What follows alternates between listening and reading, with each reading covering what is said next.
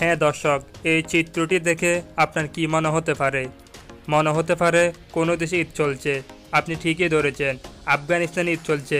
একটি যুদ্ধ বিধ্বস্ত দেশে হঠাৎ ঈদ কেন চলছে সেটা হয়তোবা আপনি ইতিমধ্যে আন্দাজ করতে পেরেছেন। কেননা তাদের ক্রিকেট চলছে সোনালি যুগ। একটি যুদ্ধ বিধ্বস্ত দেশে অস্ট্রেলিয়া নিউজিল্যান্ডকে হারিয়ে পৌঁছে গেছে সেমিফাইনালে, অথচ 900 কোটি টাকার বিসিবি বাংলাদেশ সেটা পারে না।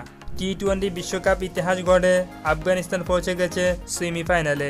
তাদের গ্রুপ 1 থেকে বাদ পড়ে গেছে অস্ট্রেলিয়া ও বাংলাদেশ। আর তাতে এমন জয়ে ক্রিকেটাররা মাঠে আনন্দে কেঁদে ফেলেছেন। অপরদিকে আফগানিস্তান কাবুলে দেখা গেল ঈদ উৎসব।